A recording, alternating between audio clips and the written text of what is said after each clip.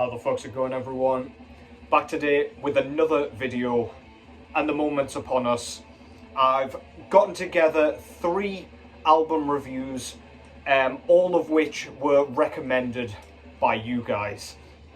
So as I was writing my kind of reviews for each of these 3 kind of albums and bands, I realised I was probably only going to be fitting in 3-4 at a push per video. So I figured I'll probably make a series of this, so please don't be offended if I haven't picked your album. I pretty much just handpicked them at random. As you'll see, there's a bit of a kind of eclectic mix of albums that I've picked here. But yeah, I've picked 3 of your choices. So yeah, I'm really excited to get into this one. I've basically asked you to pick any album, any genre, just give me some recommendations, because you fuckers love to just throw things at me, and that's absolutely fine. I discovered great new music through that. I just don't like to tell you guys that, just so I don't encourage yous. Kidding. But yeah, figured this would be a fun one, quite an interesting idea, and I figured if I kind of make you guys narrow it down to 1 album per person, then I'm just going to get the fire, right? Anyway, we'll soon find out. What we've got going on in the background, first of all, this is Lost Soul with their latest full-length album entitled Atlantis, The New Beginning. So yeah, this one is a kind of technical, brutal death metal kind of assault. These guys are based out of Poland, first of all, and this was put out through Apostasy Records. And yeah, as I say, technical, brutal death metal, sort of in the kind of modern style. If you think of bands like, I guess, Hideous Divinity, Kronos, bands sort of like that, where there's very, very modern production, even sort of Hour of Penance, that kind of stuff, you've kind of got this. This is not an album I throw on very often at all, because it can be kind of, the technicality can be a bit fiddly for me, and because it's so cleanly produced, kind of gets grating after a little while, especially as we get into the latter half of the album. There are a few bonus tracks on this one as well, at least on the CD copy. So yeah, there's plenty to get stuck into here. But yeah, this thing's quite good fun. With every so often we've got kind of clean vocals, as you can hear. They're kind of chanted, and it adds a bit more of an epic feeling. It's not super techy in a sort of, I don't know, like a, what the fuck's that band called? Archspire. It's nothing like that. It's not like just pure guitar wankery or anything like that. We do have the brutality in here, so we don't lose anything in amongst the kind of, as I say, fretboard kind of wankery. But yeah, good shit anyway. Polish death metal band, if you didn't catch that. Lost Soul with their latest album. I think it was like their 5th or 6th full-length album. Not too sure. But yeah, Atlantis, The New Beginning. Pretty good shit. I just saw it in my collection there. Realised I hadn't played it for a little while, and I thought, why not subject you fuckers to it while I'm doing the same for myself? So yeah, as I say, I've picked 3 of your choices, and I'm just going to kind of do a quick fire review of each of the 3. I've picked a power metal album, I've picked a hip hop album, and I've picked a black metal album. So yeah, we've got a bit of a varied sort of bit of taste to kind of go at here. So yeah, without further ado, if you can't tell, I'm fucking beaming for this. Cannot wait to get into it. Kind of been prepping a lot for this one, so yeah, if you see me looking down, it's because I've got my notes here. Kind of difficult to maintain all that information from 3 full-length albums up in my dome. So yeah, without further ado, the first album that I'm going to be reviewing here is a band called Rusty Darlington. Now, Rusty Darlington's YouTube kind of channel actually commented on the post itself, saying, tear this album a new one, and posted their own album. So I thought, this band thinks I'm going to fucking hate this, so they thought it would be good fun for me to kind of rinse it.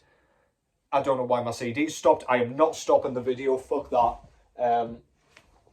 But yeah, so they either thought I was going to tear this a new one, or they wanted to hear some kind of potential positives. I don't really know, but I thought Power Move, that's an interesting kind of pick, because you don't know what I'm going to say. Not that I'm like notoriously a total dick and love to rip albums apart, but I always give my honest kind of view and reviews on things.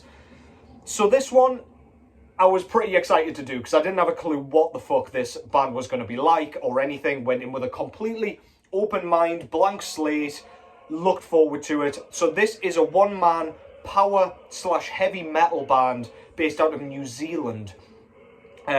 I believe the guy out of this project is called Phil Tennant, if I've remembered that correctly. Apologies if I did not get that correct. But yeah, I believe this album came out in 2023. This is the self-titled album from Rusty Darlington. And yeah, didn't know what to expect. I thought it'd be funny to kind of rinse it if indeed I didn't like it, because clearly they're open to a laugh, and didn't mind if I did that. Upon the first vocal note, I'm not gonna lie, I thought, oh no, I'm gonna fucking hate this thing. I'm gonna listen to this, despise it, and have to kind of give him an awful review. And I just wasn't sure I was going to even be able to have fun with this review. It was kind of, the vocals kind of reminded me, so this is kind of a pirate-themed power metal album, or at least that's the vibe I got from the cover art and the kind of lyrical themes and things like that. And what I kind of got after a little while, like after a few kind of minutes of it, was the vocals aren't, this guy's not been trained in vocals, in clean vocals. He's never taken lessons. He's just kind of doing the damn thing and hoping it sounds good. But because of the theme, I thought that kind of sounded pretty cool. Like, I thought, actually, hang on a minute, a pirate who has not taken vocal lessons might actually sound like this. So my mind started opening a little bit, and yeah, I kind of started to enjoy it a bit. Production sounds like a bit of a DIY job to me. It doesn't sound like the best production. It's kind of thin. It's not super like chunky and doesn't enhance the kind of classic traditional heavy metal kind of guitar tone that's going on here. But yeah, I started to find some charm, especially with the like accordions and the sort of weather sort of sound effects that were going on in the background. It felt like you were out to sea. The classic kind of heavy metal drum work really drew me in. It's kind of gallopy and enhances the kind of catchy hooks, the catchy melodies that are going all the way through this goddamn thing. There are guitar harmonies for days with like guitar layering, kind of, yeah, again, it's one of those albums where you feel like there's two guitarists with their backs up against one another and they're kind of just fucking riffing off one another, just bouncing back and forward, which really kind of, I don't know, it brings across an epic feeling, which I quite like. Carpenter inspired, correct me if I'm wrong, but that's what it sounds like, kind of piano intro on the track Spirit Witch, which I really dug. I thought that was super cool, again very atmospheric, and I just feel like with the stormy sort of sound effects going on around, the crashing of thunder and the hammering of rain, I thought the eerie kind of piano intro was very, very well done and very cool, very fitting. And then we got some blast beats and some harsh screams, and I thought, you knew I was coming. You knew I was coming. Very strange to hear on a very, very kind of cheesy sounding power heavy metal album, but I really, really dug it. I thought the production was kind of asking for that kind of thing. We've seen this done quite well in bands like Chemist, where they add kind of harsher elements, extreme metal elements into a more traditional sound, which I really, really thought worked perfectly before we got into the next kind of bout, if you will, of power metal, heavy metal, catchiness, infectiousness. Each track here is pretty fucking lengthy, actually. I was pretty surprised. With power metal, you don't typically get like 9-10 minute songs, but these are really well balanced, kind of really well written tracks that don't feel as long as they are. They're extremely, extremely enjoyable, very, very catchy. and yeah, generally just very, very good. So as I say, I really wanted to tear this fucking thing a new one because you gave me permission to, and I thought that was a ballsy move. But then I listened to it and really enjoyed it, which I'm actually thrilled about. I didn't want to tear it apart, but I thought for a bit of comedy value, why the fuck not? I'll pick this one because you clearly think I'll hate it. And I thought it was excellent, sir. It's not something I'll pick up very often. It's not something that I would listen to, like, it's not something I would, like, seek. It's not something I would go out of my way to find. But I thought this was a really, really good album, especially being kind of a one-man band. I did think the final track sounded a little bit like a Christmas song. I don't know if it's just a vocal kind of melody or hook that sounded a bit similar to another track or something, but yeah, regardless, I was fucking whistling the goddamn thing afterwards, so it can't have been that bad. But yeah, good shit, well done. Phil, excuse me, Phil Tennant, wow. Yeah, good stuff. Rusty Darlington with Rusty Darlington. If that sounded good to you at all in any facet, please go and give it a whirl. If you are primarily an extreme metal head such as I, go in with an open mind. It was good fun. I listened to it on Spotify, so I'm sure you can find it wherever the fuck you prefer to listen to your music. But yeah, really good start. I listened to that one on my lunch break, and my kind of, as I was writing down my thoughts, I could feel them changing. Like, it started badly, ended up really good, and then ended with a Christmas song. I don't know. Yeah, but yeah, thanks very much for the recommendation. Good start, and not what I expected. Threw me completely off, and that's what I was hoping with this shit, so yeah. Let's go with the next one. The next one was, who actually did this? Somebody called Lighter, I believe. I've just written this down. I wrote this down last week, so apologies if I got your tag wrong. They recommended to me Clipping with There Existed an Addiction to Blood. Now, I have a funny relationship with this group. Clipping is a kind of three-piece sort of experimental rap hip-hop group based out of LA, California. And my mate has been a huge fan of these. He's been preaching to me to listen to them for a little while now. I've been peripherally aware of them for ever since he started listening to them. And every time I've tried to listen to them, I've not had a great experience. Experimental music's not typically my jam in general, which is why some of you fuckers thought that yesterday's kind of weird kind of list was a little bit sparse, a little bit kind of patchy. Yeah, it's not typically my thing. I normally like more straightforward music as it goes. And when it comes to hip-hop/rap, I'm very, very fussy. I'm very linear. I much prefer like a dirtier sound to a more, as I say, experimental, eclectic, kind of erratic sound. But Clipping, they add industrial music in here, they add noise elements, and it's just a whole mishmash of kind of in-your-face sound, basically. So yeah, when I saw this name in the comments, I've never actually managed to get through a full Clipping album. I thought, good opportunity to kind of pick it apart, dive into it. If I don't like it, I don't have to hear it again. I just thought it would be a great opportunity. So yeah, I believe this group's made up of 2 producers and 1 actual vocalist, rapper. Don't know the names, I do apologise. Got a cat hair in my mouth, excuse me. So yeah, I never really tried hard with this, as I say. I never really even tried casually to listen to it.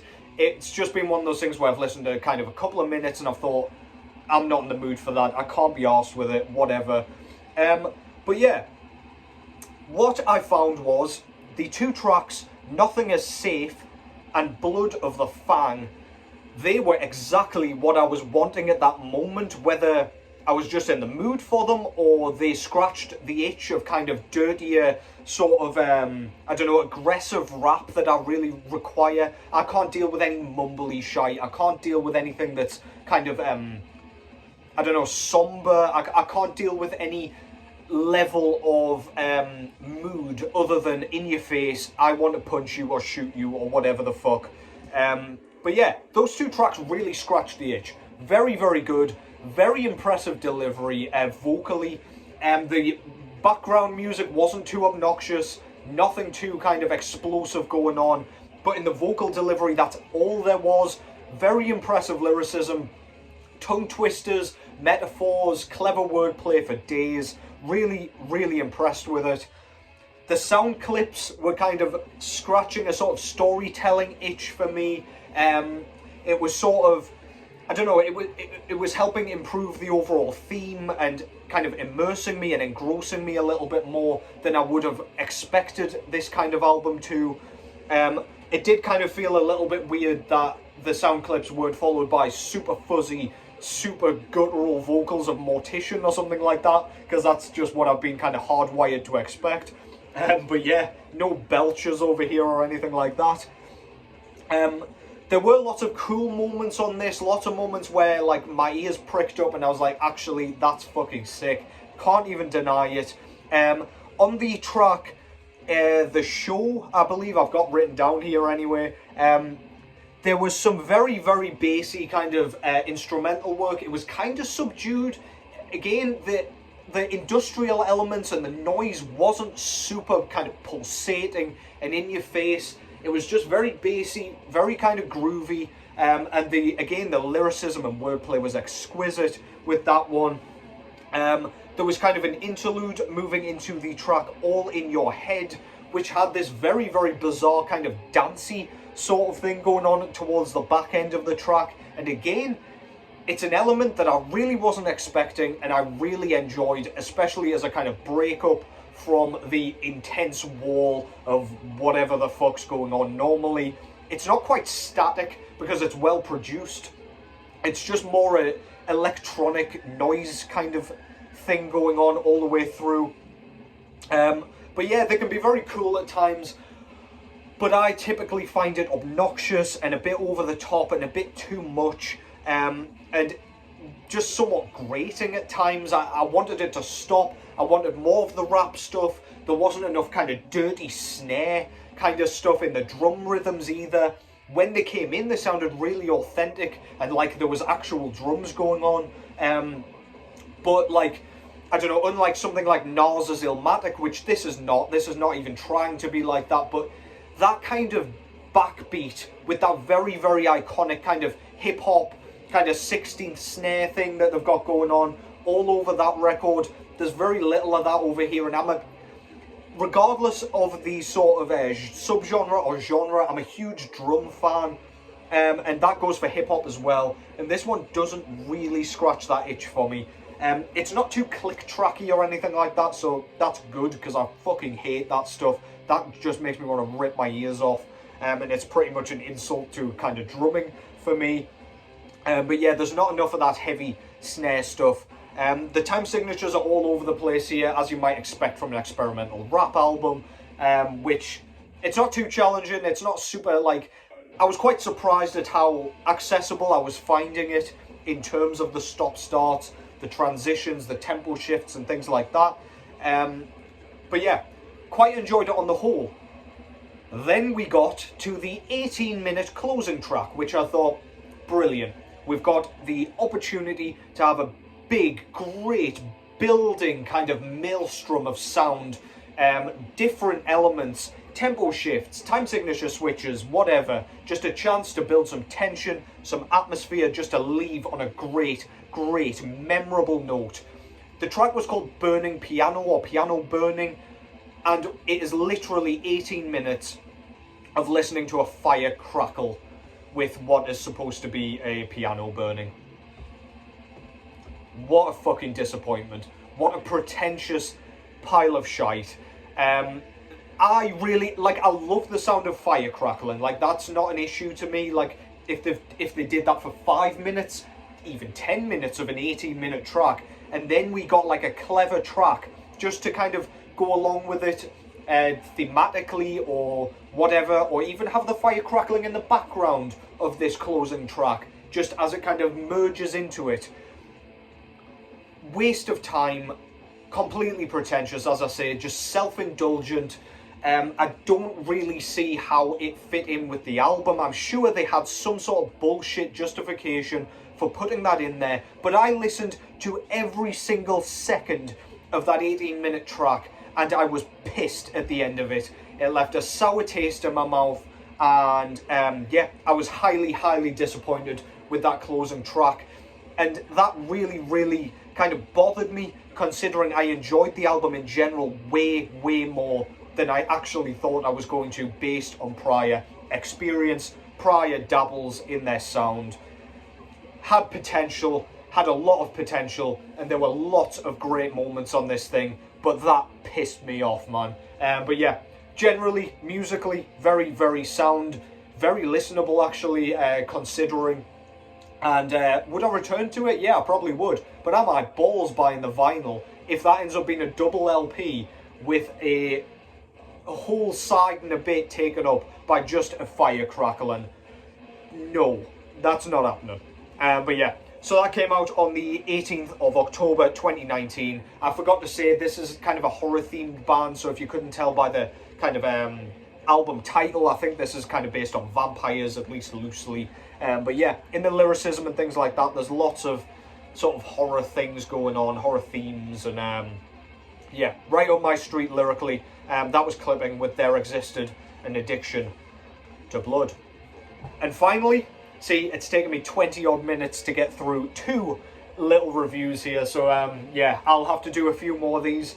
But the final one was recommended to me by Nevermore, who is a regular viewer of the channel, so thank you very much, appreciate it. And they recommended to me Warmoon Lord with Battlespells, which is an album I own, but I've never spoken about in depth, in any sort of depth, and I thought, good opportunity to give my kind of views on this thing. So yeah, I'm a fan of this band. They are a black metal band based out of Finland, and they've only got 2 albums to date, and yeah, they're pretty busy. They're one of these bands that kind of doesn't like to stay out of the studio for too long. I think their first album came out around 2019, I think, and their sophomore came out in 2021. So yeah, not too long between, and they're also playing live shows as well. So yeah, if you like bands like Horner, Sargeist, Satanic Warmaster, any of the kind of Finnish bands floating around in the black metal scene, you'll likely enjoy these. They're kind of taking inspiration from those particular bands. So this is their first full-length album. I've got them on vinyl.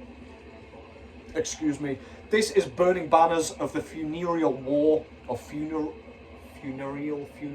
I don't know, fuck knows, war. And yeah, this one was their debut, and the album that I'm actually reviewing is this one. This is Battlespells. And yeah, what can I say?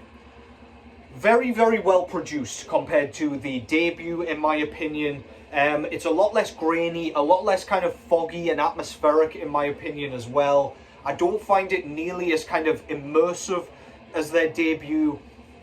The vocals, they've cleaned them up a little bit, dare I say, which is daft to say about a kind of high-pitched shriek. But on the debut, we got these kind of almost unhinged kind of howls when the syllables were drawn out, whereas on this one, they're a bit crisper. They're just straight screams, very monotonous, and not a lot of kind of texture to them, in my eyes. Which, again, loses a little bit of the grit. With this one, I find it sort of, it goes in the direction of a lot of these kind of Werewolf Records Finnish black metal bands, where they're utilising the kind of pretty, sort of fairy tale-esque, sort of ghostly emperor-esque synths in the background, which, again, loses something for me. It just feels a little bit too upbeat for me, and a little bit too twinkly and kind of happy in the background.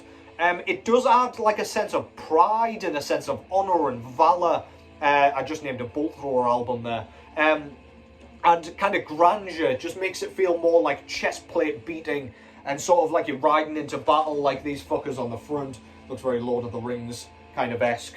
But yeah, as opposed to the frostbitten, burning candelabrums in the dark kind of shit that we got in the first one, The riffs are fantastic still, but they're, as I say, they're suppressed a little bit for those synths, whereas in the first one they were really raw, sawing, grating, and much more effective, to my tastes at least.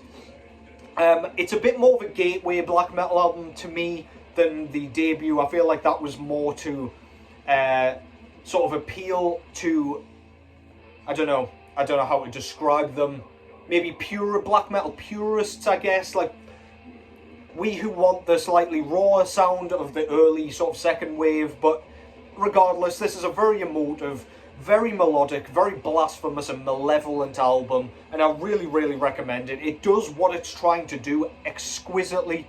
I just like what they were trying to do and managed on the first one a bit more. And for that, I mean, I can't really fault them. It's just a direction that they wanted to go in, which is fine. Artistically, do what you like. I don't have to like it. I don't have to prefer it. But I still like it, and I still will support it, and I still have supported it. But yeah, absolutely brilliant stuff.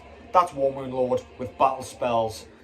And that concludes this vid. So yeah, I had a great amount of fun doing that. I really enjoyed listening to something a bit different, especially with the first two albums. Yeah, I'm going to continue kind of writing about a few albums, and then as soon as a video materializes, I would love to jump back on and do that again.